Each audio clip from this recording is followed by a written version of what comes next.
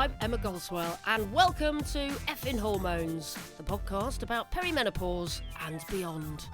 Can you believe it?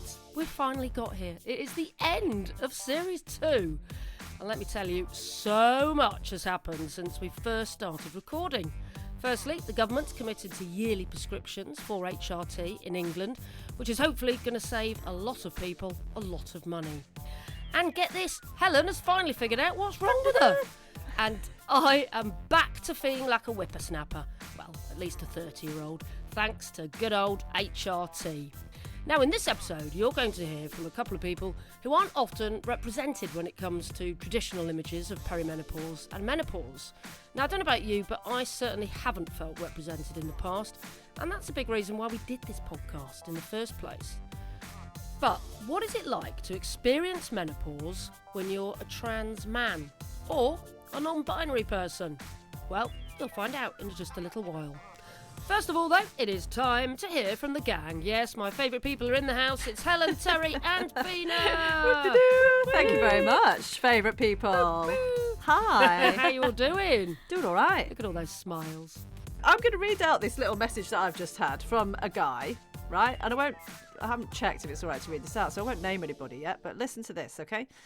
Hello, hope you're well. I've got to thank you and the team at Effin Hormones. That's the woman who's been listening, the guy's partner, is in love with it, and I've seen such a beautiful difference in her because she knows other folk are in the same boat, if that makes sense. Perfect sense. Thank you very much. I listened to a few episodes while in the car while we were driving back to York back on Sunday, and the "my tits were in my tea" bit was fantastic. Which was you, Terry, the end of series 1. You were telling the joke. I think that was my jokes, wasn't it? How to lighten up the mood. It was. It was your jokes, yeah. Thought I was having a hot flush, but then I looked down and realised my tits were in my tea. That was the joke. That was the joke. Oh, bless her. Oh, that's good. But do you know what? That is so lovely to receive a message like that. And that's kind of what I'd hope for the podcast, really, that it's not just the women that are listening. You know, as we'll find out later in the episode, you know, we want trans people and queer people and non-binary people to be listening. But also, yeah, male partners of straight women. It's great to hear that people are listening together with their partners. Yeah, it's brilliant. So heartening. I imagine there's probably a lot of people listening, if there are lots of people listening with their partners, and their hair's probably like curling, going, oh my God. Is this what you go through?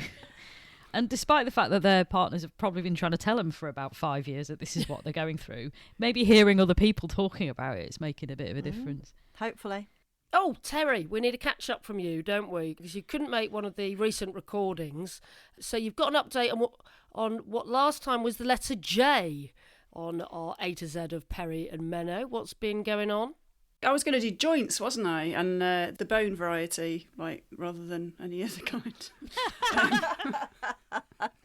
So I was diagnosed with osteoarthritis a few years ago, just before lockdown, actually, because I'd started having some physio for it. But essentially, I was getting loads of pains in my hips and in my knees and in my ankles.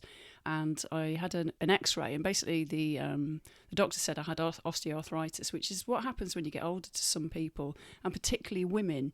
And it's the cartilage between your bones starts to become weaker. So it's not like osteoporosis, which is the bones getting weaker.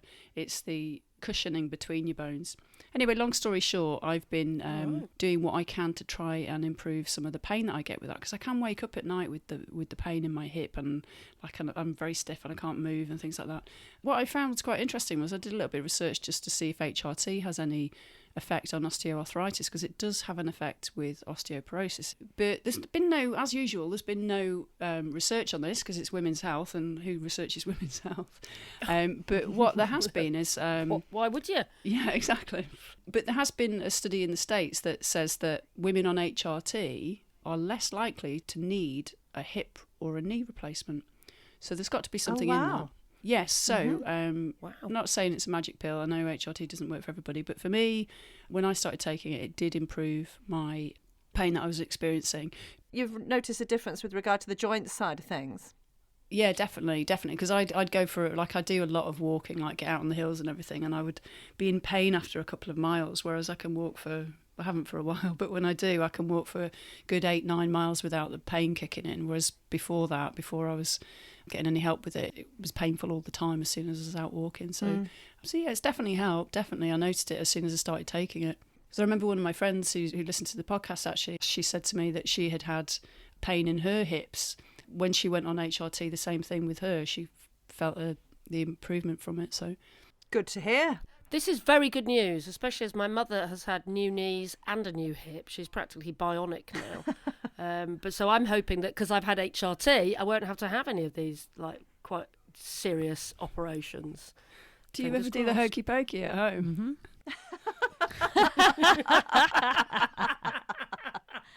Do you say hokey pokey or hokey cokey? I said the hokey pokey, but it's the hokey cokey, isn't it? Oh my God. I love it. It's literally like 10-year-old jokes going on here. Here all week. Okay, well, I think that concludes the letter J then. We can wrap that up. Thank you. Letter J is concluded, yes.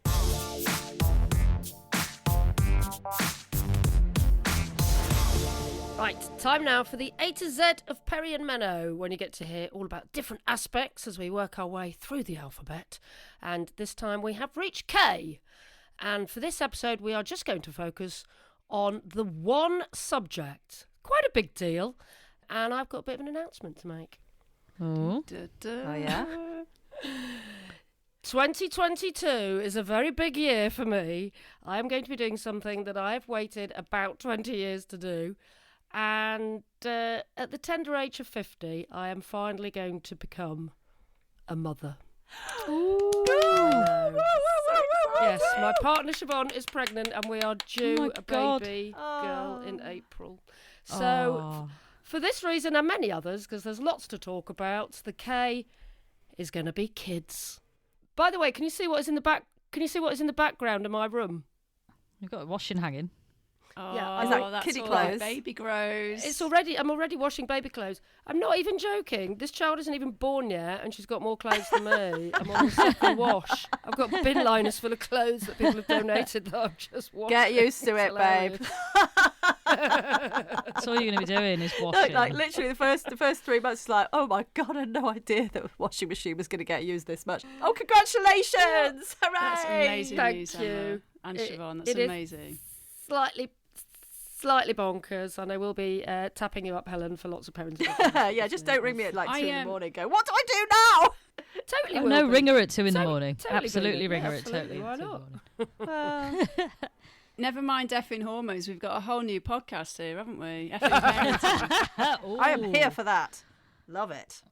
So let's talk about peri, meno, and kids, because we've talked about it with a few of our guests, haven't we? How sometimes it's a bit of a car crash in terms of you've got women going through the menopause and all the hormones flying around, you've got teenagers with all the hormones flying around, but that's not always the case, is it? Helen, you've not got teenagers yet. No, absolutely been not. quite difficult. No, the overriding thing that I've had having a younger child through this experience is guilt, and I'm afraid when you become a parent, you're going to experience guilt at some point, right? It's just there. It's like it's sort of systemically baked inside you.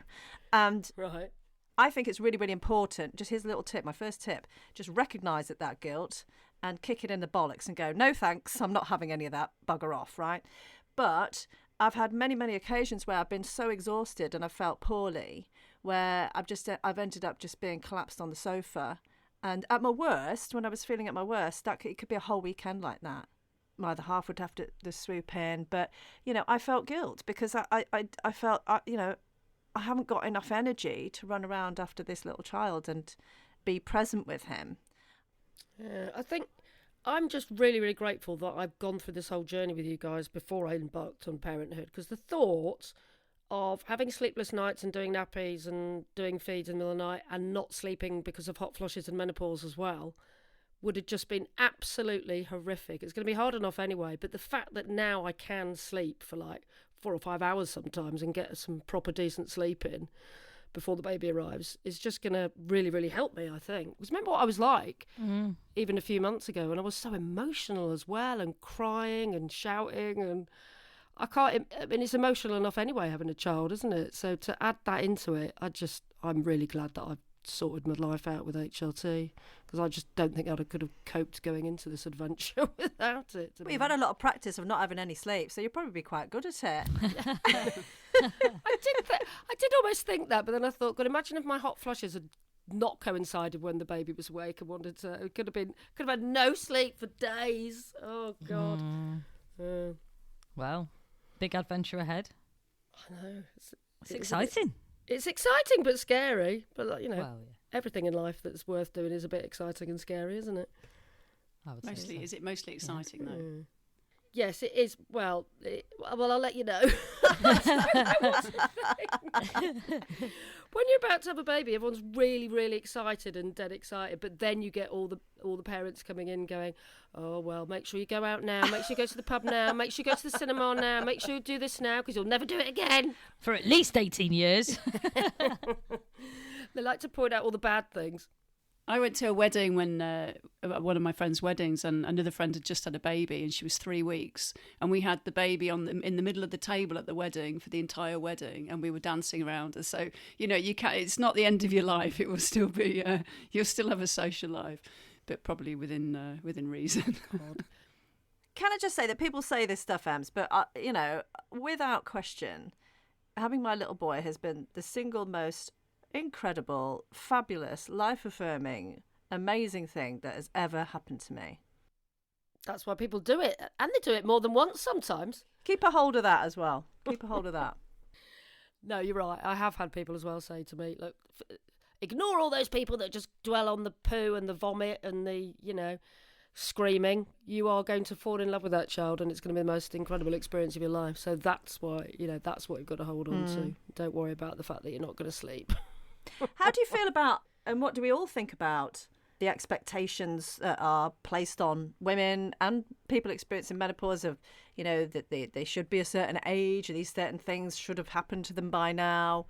Because we touched on that kind of stereotypical view, didn't we? That the kids have grown up by now, so, and we know it's bollocks, don't we? Well, did you see the report today that half the women who are 30 haven't got a child? So I don't know if it's the Office for National Statistics, but basically it's the first time in history that women of the age of 30, and half of them don't have kids. So it's only going to we're only going to get older. People are not doing it, or doing it a lot later, aren't they, really? But it's funny, isn't it? I keep sort of excusing myself and going, I can't believe I'm doing this at 50, and I keep mentioning my age and I keep apologising for it, which is ridiculous. To the extent that a man came round to value my flats the other day, and I was like, oh, this is the utility room. Do excuse all the baby clothes hanging up. Then I was like, can you believe I'm going to be a parent at 50? And he said, don't worry about it, you'll be great. He said, he was in his 40s, I guess, and he said, my mum is 60 and my little sister is 10. So she had she had a baby at 50. And she was the parent. I mean, I'm not physically giving birth, but yeah, so she gave birth at 50. Some people have kids still a lot later, and it's ridiculous that we all feel like we should sort of be shoehorned into this stereotype, and you do have kids at this age, and you do have 2.4 kids, and you do live in a heteronormative society, and I can't believe that I've been sucked into that, and I keep apologising for being a mother at 50. It's like, no, fuck off, I'll do it. I'm going to do it, and I'll be a fucking good mother. Yay! Yes, you will. Apologise. Yes, you will. And don't beat yourself up about that either, because bollocks to apologising. Yeah, but conditioning is very, very strong. We might have to start calling you Gran though. Terry. Granny Goswell. Terry. Oh my God, I've got to 50 and I've never done a nappy, and you can't start calling me Gran now. You are so You've never naughty, done a girl, nappy? honestly. Have you never I've done a never nappy? done a nappy. Oh my God, Emma. Wow. I only picked up dog poo for the first time last year. You've lived a charmed life, haven't you, Goswell? I've lived a very charmed life. So have you done one yet? Do you know how to do it now? Because believe me, you need to No. know. No, it's all right. My NCT course starts this week, so I'll be fine. I Right, might learn practice. it You then. Do they teach you that? practice on a little plastic dolly thing. Do you get dollies that actually shit so you can have an accurate an accurate kind of But experience. they do, right? I don't know if they do this at every single NCT thing, but they show you these diagrams of like the mum, what's going on with the mum's tummy, and like where all your organs go, and how like squashed, everything's like squashed. They show you this picture, and you look at it, and I was like, Jesus Christ, my poor body. No wonder you need to pee every 10 seconds. Well, listen, in the last couple of weeks, I was induced as well, so I was late. And I was literally walking down, you get up in the middle of the night, God knows how many times, and it was like Godzilla. I could hear my feet pound, pound, pound. I couldn't put socks on. It was I was like, get this baby out of me. Get him out. God. Oh, Helen, while we're on the subject of gross things, right, someone also told me to watch out for the first poo that you have. This won't affect me, obviously, because I'm not having the baby. But after you've had a baby, and she said she calls it the Voldemort Yeah, the Voldemort poo poo is a good one. Yeah, it's green. What? It's green. Why do you have a green poo? Well, I don't know. I can't remember. I think they probably knew at the time. But it's like, and it's got a special name as well. I can't remember what it's called. But yeah, you kind of look at it and you're like, wow. Can we just clarify that it's the baby's poo and not the mother's poo? The baby's poo, yeah, it is the baby's poo. That's great. Oh, listen, actually, just on that score, Em, so I've got lots of tips for you, things to get to pack in the bag for afterwards. So we'll talk about this off air because it's Thank not you. very, Thank you. no. But anyway, I think we've successfully established that one of the main reasons why we did Effin Hormones, the podcast about perimenopause, is that we haven't felt represented. You mentioned that before. And, these big life experiences are going on, whether or not it's menopause, whether or not it's meeting the love of your life, whether or not it's, having a baby. And the fact is, things are a lot more fluid nowadays and a lot more changeable and a lot less pegged to age and, I would say socioeconomic status, but that's not true, unfortunately, but gender and things like that. So I think it's really good that you've got all these different podcasts coming out. I'm thinking of someone like Karen Arthur with Menopause Whilst Black, for example, people with different experiences telling their stories. Effin Hormones, talking about perimenopause, because no bugger else does.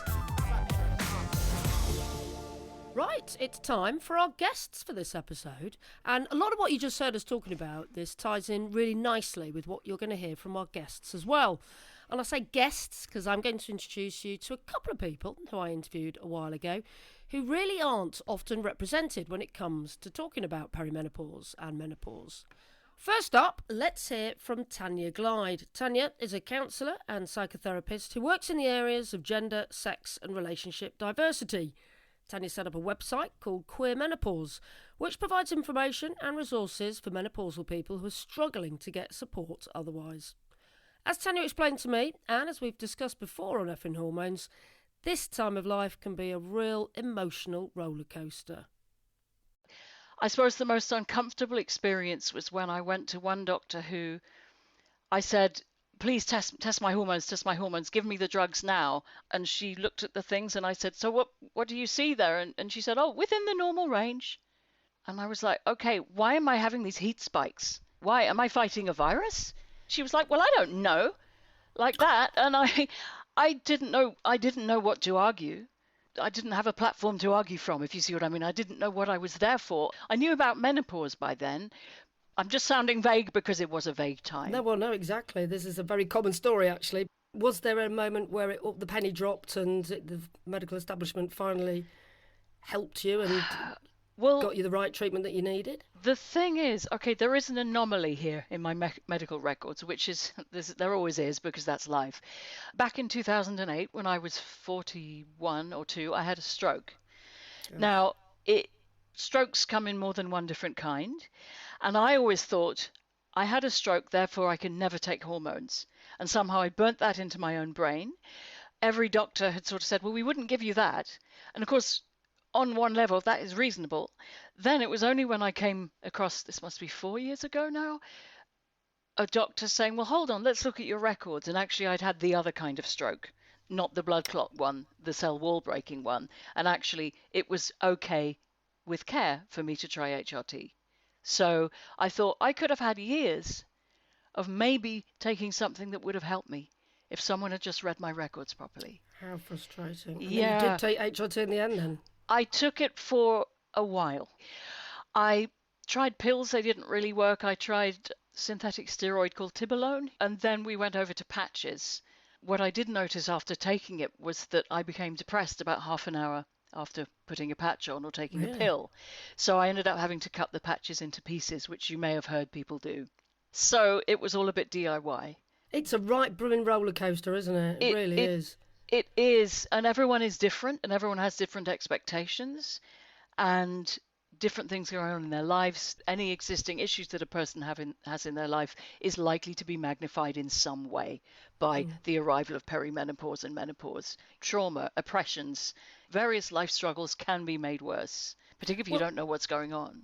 And also I read that you said that actually, I mean, the menopause is a really transformative period, isn't it? I mean, there are good things about that as well as all being negative. Yes, but that for is you, true. you started changing or thinking about your gender in a different way through the menopause. Is that right? Yes, for me, there's been many layers of transformation for me in this. And I think what it has felt like for me very distinctly, and this is quite a long period, so it's been a slow shift, of something like whatever I was previously, it's sort of fallen off me.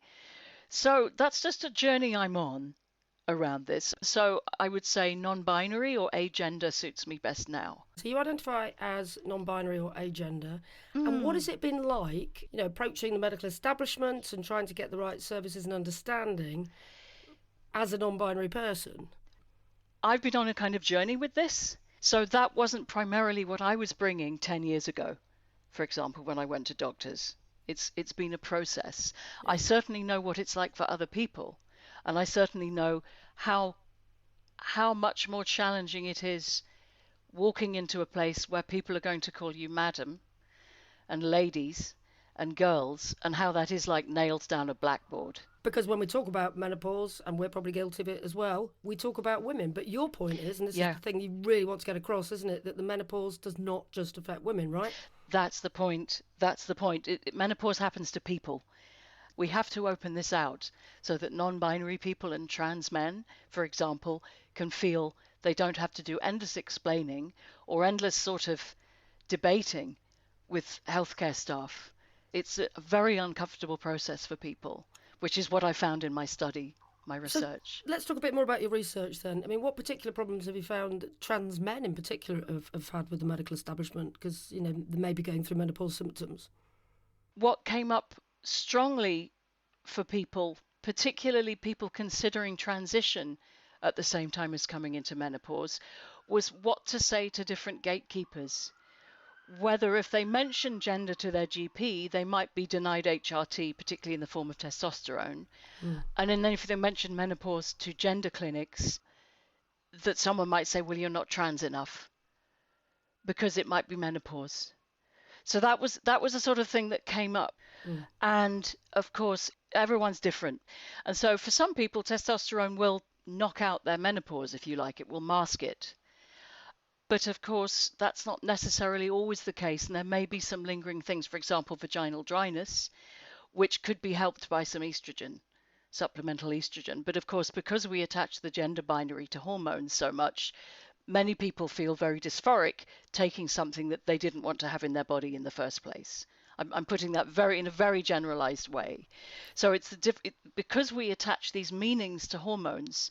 You know, the testosterone is meant to be the macho male hormone, and estrogen is the sweet female hormone. And it's absolute rubbish, because the ovaries make testosterone and the testes make estrogen. All bodies need all of this to function. But I can see how trans people would be really upset or confused by this and not want to suddenly take it. Well, this is another thing. I mean, when I was looking for interviewees, a friend came to me, having spoken to their friend, who was a trans guy, who just said, I don't want to think about this. I don't even like the word menopause. It makes me feel so dysphoric. I'm really sorry. I can't talk about this. And so we may have people suffering in silence. We may have people just not knowing, because it just needs people to understand what might happen in their body, that they are not going to be feminized by taking a bit of, for example, topical estrogen cream, just to use that as an example. What are some of the other things that you found in your research then, speaking to maybe lesbians or pansexual or different women. Someone who is queer and menopausal has probably already had a bad experience, unfortunately, in therapy and in the healthcare system.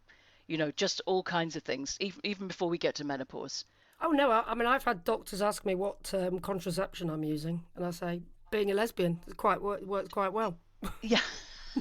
Yeah, I mean, that's the thing. Or receptionists who won't respect someone's name that they wish to use and their pronouns and things like that, and sort of laughing at them, or having to push. It was, not everyone feels able to tackle that. And so this is why people go underground to get medications or to get advice from others, because they simply cannot face going to the doctor. Non-cis-het information is really rare. And it's not just for the queer community, is it? I mean, it seems to be something that no, happens it's for everybody. To white, middle class and cisgendered and straight people, isn't it? It's just, when you look at the wider world, that's what it seems to be. There is a lot of what we might call well-resourced wellness in the menopause world. And, everyone has to get through their menopause with whatever resources they have. So great. If you've got access, great. But I think that it gets reflected back in the media in a very specific kind of way. It does reflect wealth and, as you say, whiteness and white wine and yoga holidays. And hey, nothing wrong with a yoga holiday, but the whole picture seems very excluding of many people. Or it's like you often see interviews with famous people, and they've usually got a private doctor, and there are some excellent private doctors around, but loads of people can't afford them. There's lots of people whose menopause story is simply not being heard. So, Tanya, it'd be really helpful to get an understanding of what medical practitioners could be doing differently, particularly to support trans people and non-binary people who are going through the menopause. What are they doing so wrong? People need to be trained. And of course, people will say, but we have trainings. And then you'll discover, obviously, I'm not just talking about doctors. I'm talking about all sorts of healthcare people and therapists. But the trouble is, too many of these things are sort of bolt-ons. They're things like optional bolt-ons post-qualification. Again, I can't say about what medical doctors do throughout their trainings, but it is very clear that they're needing way more training. And but of course, anyone could go and do a training. Anyone can go and sit in a seminar for 2 hours and watch someone's PowerPoint. The point is, it's also about personal views, one's own biases. And we just need way better training, and it needs to come in from the ground up for everybody. And also people understanding their own gender and sexuality, and understanding that we're all on a spectrum. There isn't some separateness. There isn't the normal people and then the trans and non-binary people over there. That we can't carry on with that binary because it's hurting people. Absolutely. What would you say to our straight listeners, our cisgendered listeners who get a bit confused or scared by this debate? But there is a lot of confusion and a lot of people are scared about misgendering people. What advice would you give to people listening? I'd say just keep listening to people, keep reading, keep looking through social media. And as you say, Twitter can be an absolutely terrible place. But there are also a lot of really important conversations going on there. It's all about just being open. So don't be scared about it. Just think about it and educate yourself a little bit about it. Absolutely. And I would say, yes, sometimes people get angry. But when you realize the onslaught in the media, you can see why people get angry. You can see why. It's healthcare and hospitality where people love to gender you, which is incredibly frustrating for a lot of people. There's a lot of conversations to be had here. I can sit here and say, I certainly don't want to shame anyone or tell anyone off. No one responds well to that. No, but sometimes we might all lose our temper a bit, or just I've seen one too many things that upset me today. And also, we all get it wrong. We all get it wrong. And you just say, okay, sorry, move on. And that's it. But I do understand it can sometimes feel like, you've done something absolutely terrible, because people do seem to be on a knife edge of stress for unfortunate, very visible reasons. But yes, I don't want to tell people off. If I'm really annoyed, you'll know. I'll be writing something particularly directed if I'm going to do something like that. And just remind us of your website, because there's so much information on there, isn't there, really, that'd be useful to direct people to it, I think. It's queermenopause.com. And I also have an Instagram, queermenopause. big thank you to Tania for taking time out to talk to me. Next up, let's hear from Hendrix. Hendrix is a trans man who experienced menopause at the same time as going through male puberty. Yes, imagine that. And when I spoke to him, he explained that it's not always easy to get involved in chatting about menopause. I want to join in the conversation, but if I'm surrounded by people that don't know me personally, or people that I've not necessarily had that conversation with, I can't. Sometimes I do feel able to. Most of the times I don't feel able to just kind of jump in and go, well, when I had my hysterectomy and I went straight into the menopause, it was horrific, but there are those occasions where the people around me know anyway, but they forget. And then I just kind of drop that in and they're like, oh God, yeah. It probably messes with their mind. It's like, here's a man talking to me and they're talking about hysterectomies and menopause and I can't compute that in my brain. I guess it's difficult for people, isn't it? Yeah. A lot of people forget because they're so used to me being my authentic self that when I do talk about women's rights or, anything to do with my understanding of how different it is to be female and to be male, and then talking about things like period pain, cramps, menopause, hot flushes, all these sorts of things, you can see them trying to do the math, and then you kind of see them go through all the range of emotions, and they're like, "Oh yeah," So it's interesting. Isn't it? So remind us how old you are, Hendrix. I am 42. 42. Okay. So talk a little bit what led you to end up having to have a hysterectomy. So I was 36 when I came out as trans. Started my transition when I was 36, and I think it was kind of, what was that, 2016, 2018, I had my chest surgery, and then late 2018, early 2019, I had my hysterectomy. So when I went for the first sort of initial appointment, obviously I went with a friend who's female, and the doctor just immediately started talking to her, which was quite amusing. And then very quickly realized it was me, and just he didn't really know what to do. He was very kind of taken back and sort of said, you would be the first male to have a hysterectomy at Salford Royal, as far as I'm aware. So we're not really sure how to go about this. Do we put you on a gynae ward, but then you're the only male in a female ward, or do we put you on a urology ward, but then you haven't got the gynae specialism? What did they do?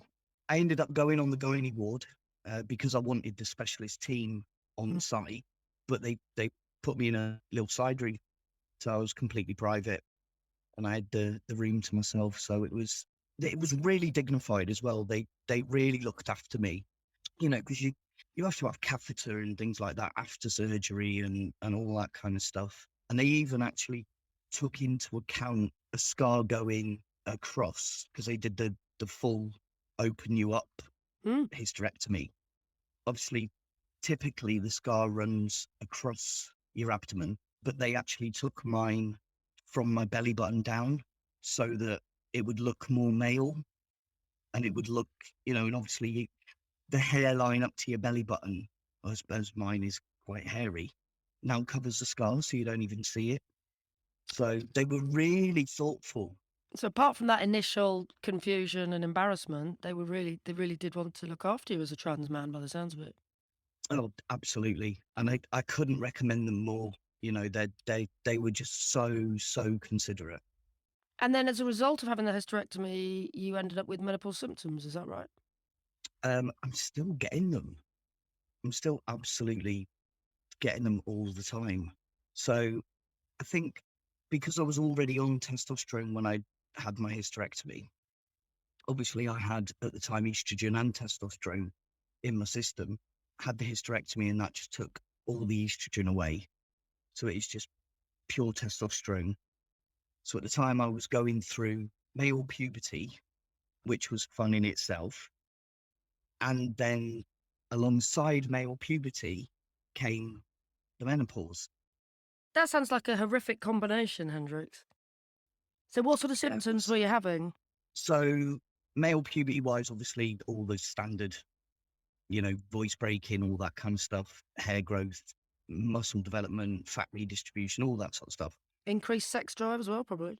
I couldn't comment. I couldn't possibly comment on that, Emma.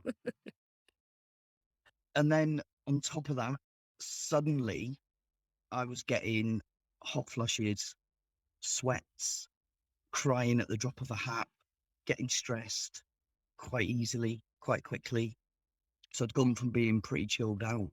And I'm finding actually more now, sort of a couple of years on, I'm getting more symptoms that I would say are symptoms of menopause. What else?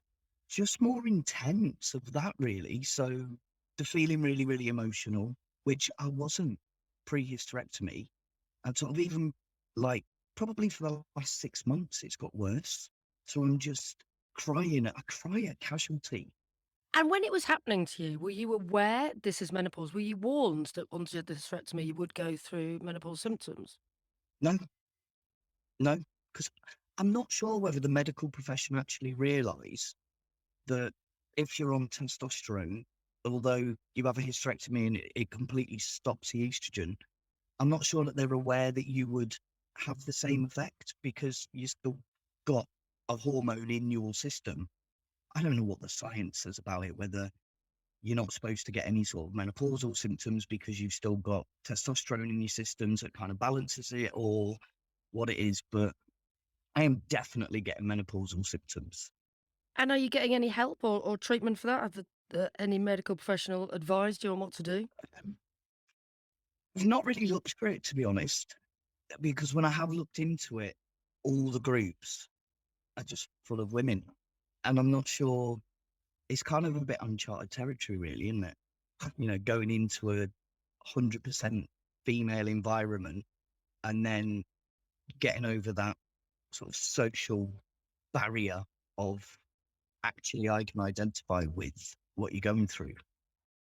It would just be you and a doctor, I guess, wouldn't it? That would be the first protocol.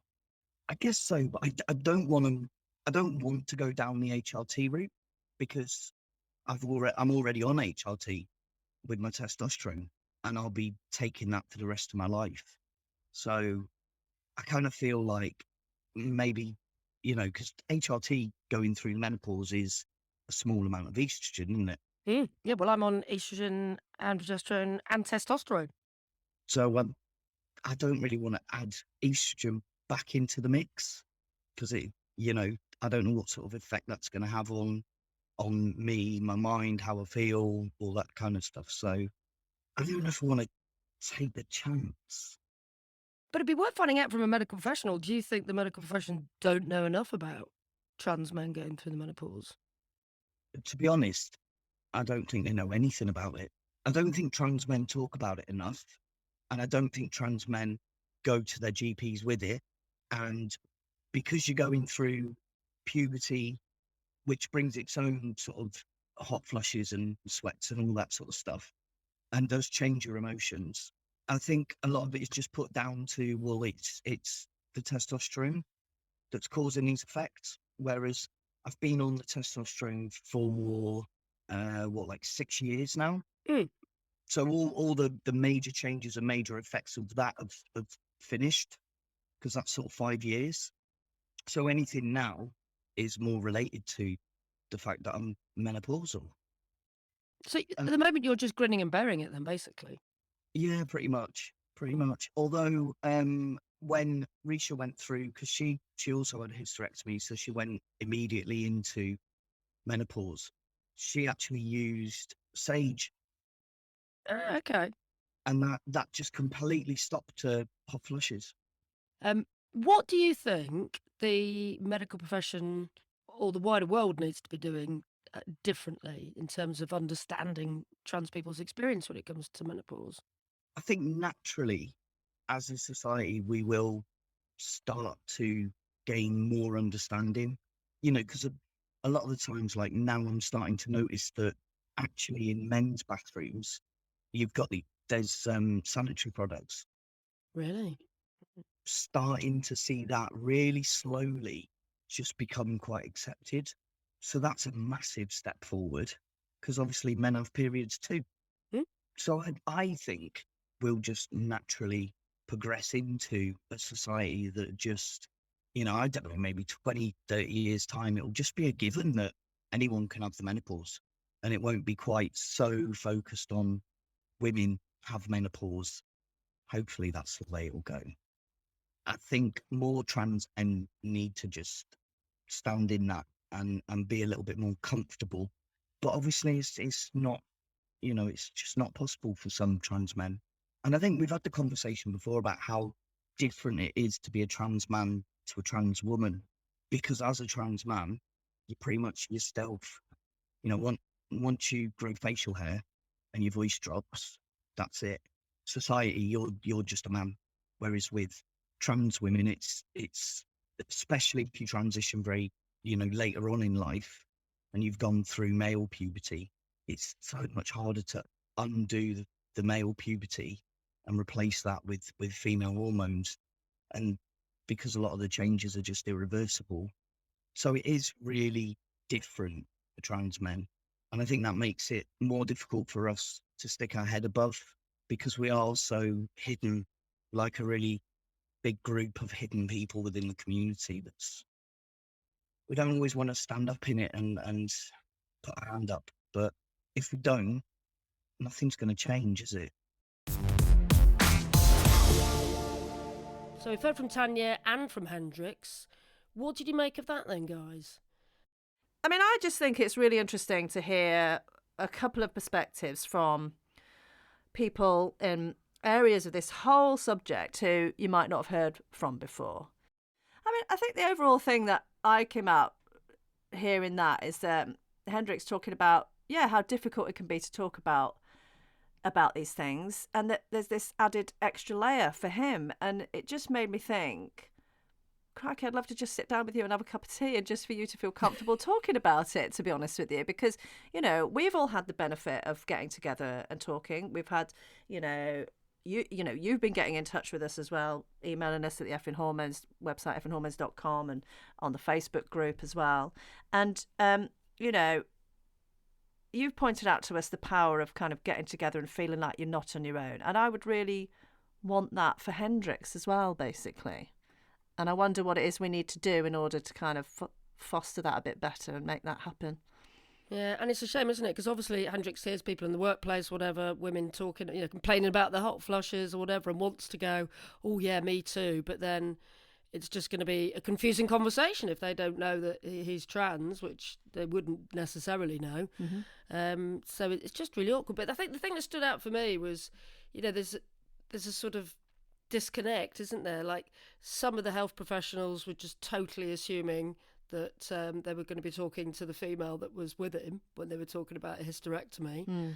But then actually, it sounds like what was really good about some of Hendrix's experiences was that the health professionals were bending over backwards to accommodate him as a trans man and work out how they could give him a really good healthcare experience. Well, it is new territory, and I guess as a society we're still figuring it out, aren't we? I mean, there's a lot of debate around various issues to do with this, and I think when there's a lot of people already feeling like they're unheard, and then within that there's another minority that feels even more unheard, and it's about making people feel comfortable. And regardless of the big debates going on, it's just I think for everyone to bear in mind that there's actually individual people who are going through individual circumstances rather than these big broad brush things. And I think it's great that the hospital were able to, be accommodating and figure it out, like work on figuring it out, and not just going, right, this is the box you belong in, here's where you should be placed on a ward, blah blah blah. Like, there was some actual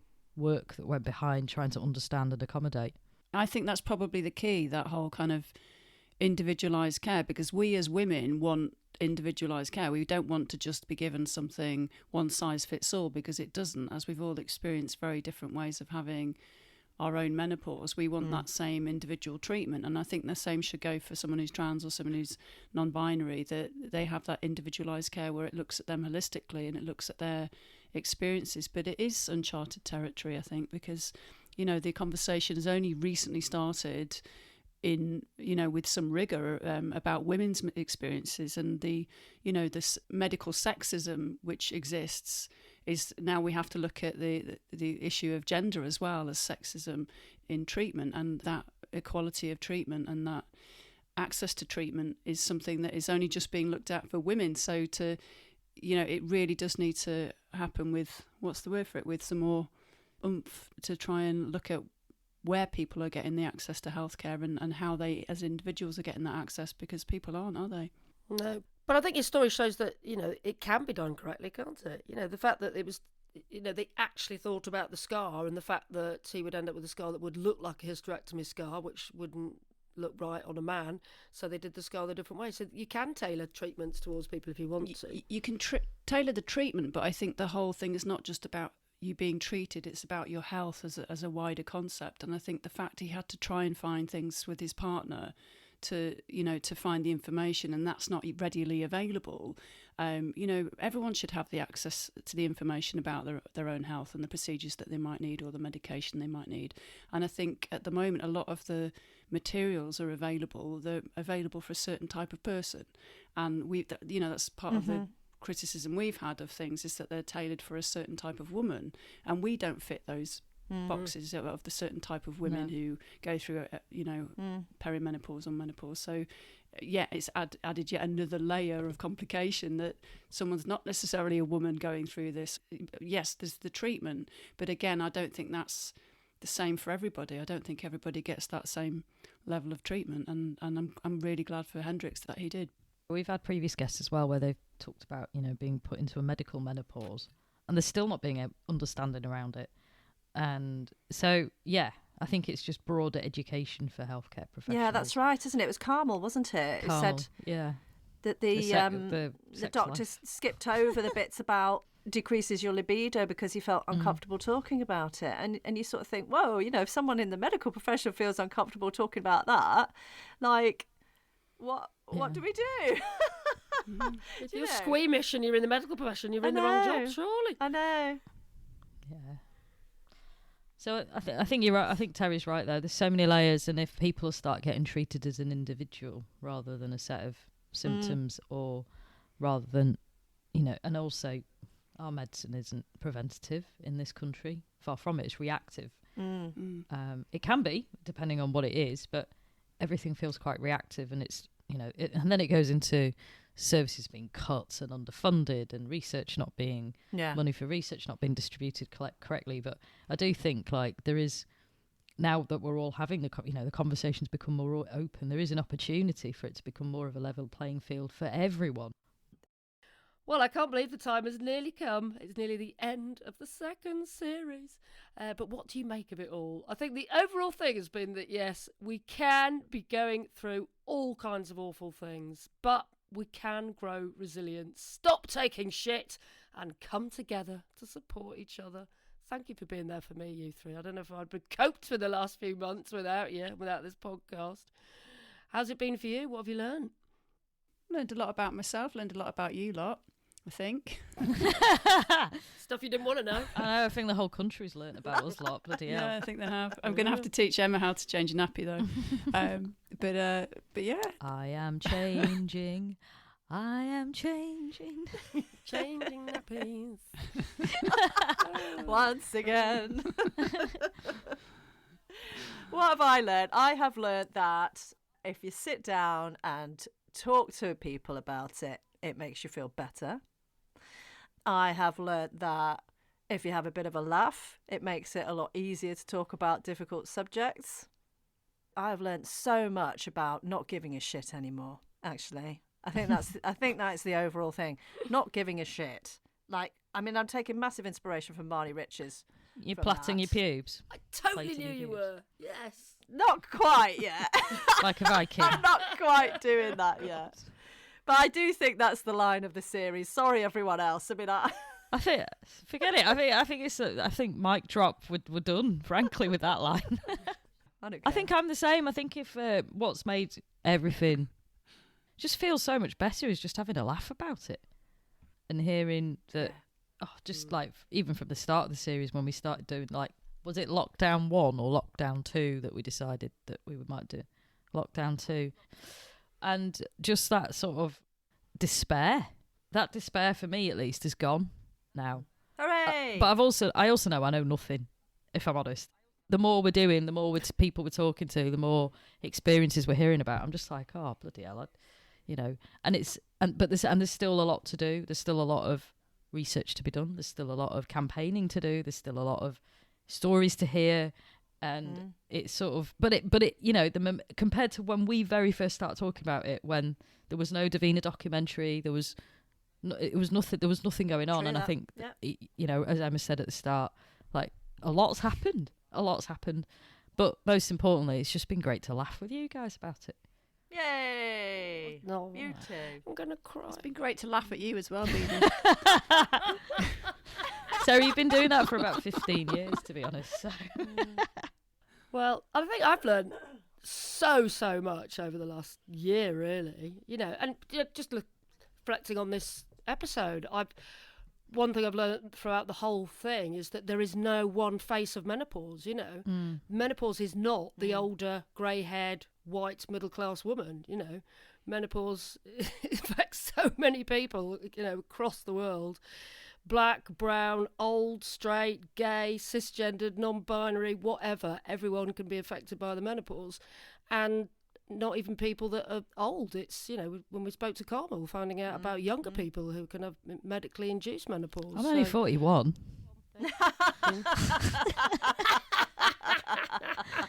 You got a whole 9 years on me, Goswell. I know that is young, isn't it? But most importantly, I think I've learned that just how I just couldn't have gone through any of this without all you guys, and just how, just having my friends near me and advising me, and, having a shoulder to cry on, and, venting all my frustrations. It's just, I feel like I've personally gone on such a journey with this podcast, and it's just been such an honour to share it with you guys, really. Thanks, babe. Aww. That's lovely. Thank you. Thanks for being our hostess with the mostess as well. Yeah. We've had no fan this series. I was going to say, I want to make a joke about being your number one fan, but that's not me, is it? It's your other fan. I know, I've not even got my fan to interrupt and get in the way of the recording. Right, shall we do a little thank you now? Because we've had loads of people support us, haven't we, on Facebook and other platforms. So let's give a bit of a name check to some of our regular chatters, and a big thank you to you guys. I'll kick it off first. So a big thank you to Alison, Sue and Katie. And to Rachel and Michaela and Adele. And Deborah, Naomi and Beata. See, I got that one because I know how to pronounce her name. And Catherine, Claire and Marnie. Viking plaited Marnie, I would say. We love you. There might be another Marnie. Love Marnie. Not forgetting Susan, Mia and Teresa. Tanya, Michelle and Lindsay. And Samantha, Tara, Neeti, Alice and Tanya. And a huge thank you to everyone who's messaged us personally or on WhatsApp or LinkedIn. You've kept us going when we felt there have been times when the last thing we wanted to do after a long day is get on Zoom and see our ugly faces. But it's really kept us going. It's really kept us going just to hear from you and to hear that we're making a bit of a difference just by sharing our own experiences. So thank you. Yay! Oh, that was lovely. Well, that's it for this episode and for this series of Effin Hormones. A massive thank you so much for listening. We are, though, taking a break for a bit because, as you've heard us discuss already, I need to take some maternity leave. Yay! If you feel like you've been supported through this and you want us to continue, then we're looking at ways that we can make the podcast financially viable. You might not know this, but there's no big production company behind the podcast, is there, gang? It's me doing the editing at home. And listen, I was really chuffed the other day because, Terry, you told me that some of your mates thought there was like some production company doing. Yeah, they were really shocked. They were like, "Oh, so who have you got, like a company editing it, and it's all very professional?" I was like, "No, it's poor Helen is doing everything on her own, and there's no income from it," because they thought we were getting some kind of income, and when I said we weren't, my friends were really quite shocked that there isn't any income stream for this podcast. We're just doing it in our own time, and you're putting a lot of your effort and time into it, and buying kit and things like that. So microphones and headphones and things. So yeah, they were quite surprised. Do you know, that's absolutely lovely to hear, because it just goes to show that we're all doing this in our own time on top of what we do to actually earn money and making a good job of it. So thank you. But it does also mean that in order to carry on, really, we've kind of got to the stage where, we're looking for some financial support. So we've set up a GoFundMe page. You can find all about the GoFundMe page by visiting our website at effinhormones.com. And we'd be really grateful. Just have a look at it. And if you can support us in any way, we would be super grateful. So here's the plan. Here's the deal. We'll leave it up there for 6 months. And if we get enough money to make the next series, then that is fantastic. If not, we'll donate the money to a charity that supports people going through the menopause. How does that sound? Good, we have. Sounds good. So that's it. Remember, you can always go back and listen. And of course, you can let other people know about Effin Hormones as well. Also, if you're on Spotify, you can now rate us, which allows more people to find us. Just look for the 3 dots underneath the podcast picture. Click on that and it'll give you the option to rate us. 5 stars would be our preferred choice. Thank you very much. Love you all so much. Thank you. Love you all. Thank you for Thank getting in touch. you. Mwah, mwah, Thank mwah. you. Thank you. Bye. Bye. Bye.